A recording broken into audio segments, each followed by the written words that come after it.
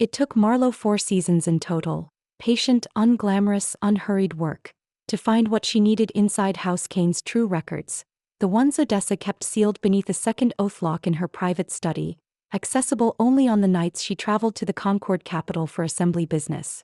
Marlow did not break in like a thief in a story. She waited until the household staff trusted her comings and goings, until her small registry title gave her legitimate reason to carry sealed documents between houses, until one unremarkable errand placed her, briefly, alone in the room where the truth had been hidden for 20 years. There, beneath false-bottomed ledgers dressed up as ordinary salt tax filings, she found it, the true accounting of House Vex takeover. Debts manufactured out of falsified shipment losses. A decade of quiet embezzlement disguised as management fees. And near the bottom, dated the same week as Marlow's committal to the Hollow Ward, a single entry in Odessa's own hand. Vex is proving inconvenient to the transition. Ward placement arranged through Concord medical contacts. Preferable to public dispute. Not madness. Not concerned for a troubled girl. A line item. A cost of doing business filed and forgotten. Marlow copied every page in a hand not her own, replaced the ledger exactly as she'd found it, and walked out with her patience finally, quietly catching fire. Marlow told Thessaly everything on a night she'd planned for weeks and still wasn't ready for. The fire, the ward, the 20 years stolen from a family that had trusted the wrong woman, the second life she'd been given to set it right. She expected disbelief. She expected more quietly to lose her.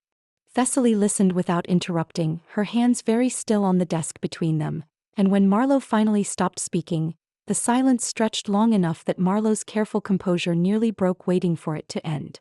I audited the salt tax filings you're describing 8 months before I ever met you, Thessaly said at last, quiet and steady. I always knew there were 2 ledgers. I never had proof strong enough to act on. I never had a reason strong enough either. She reached across the desk, covering Marlow's hand with her own. You're not asking me to believe an impossible thing, Marlow. You're finally telling me the true shape of a wrongness I've been circling for years. And if I ask you to help me end it? Marlow asked low. Then I suppose, Thessaly said, something fierce and certain settling into her voice, we finally balanced the books properly. They did not move quickly even now. Thessaly's guild neutrality meant she could formally request an independent audit of any house's filings without suspicion, but only if the request came wrapped in enough legitimate cause that House Kane couldn't simply refuse it. So they built that cause patiently across another 2 seasons.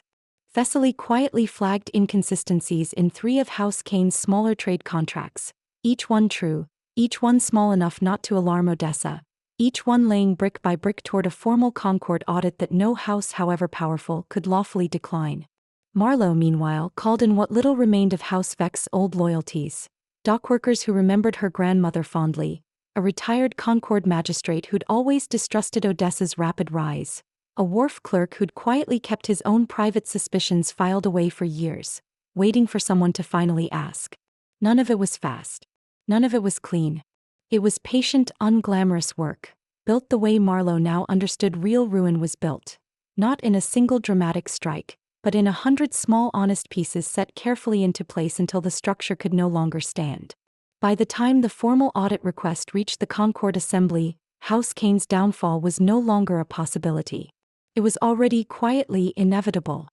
Odessa Kane stood before the Concord Assembly in her finest matron robes, composed even as the independent auditor read the true ledgers into the record. The falsified losses, the decade of embezzlement, the single damning line that reduced a young woman's imprisonment to a cost of doing business. She did not break the way Marlow had once imagined she would. She simply went very still, the way people do when they finally understand the ground beneath them has already given way. This is a fabrication, Odessa said, but her voice, for the first time in either of Marlow's lives, wavered. The seal on every page is your own private mark, Matron Kane, Thessaly said evenly from where she stood as the Concord's appointed independent auditor. I've cross-referenced it against 11 years of filings you never suspected anyone would look at twice. The Assembly's ruling took less than an hour. House Kane's Concord charter was suspended pending full forfeiture proceedings. Every asset built from House Vex's stolen ledgers reverted, by Concord law, to its rightful house. Odessa turned once to find Marlow in the gallery, And Marlow met her eyes with the same calm, patient stillness Odessa had once used at the foot of a dying girl's cot, and offered her not a single word. Some debts she had learned balanced best in silence.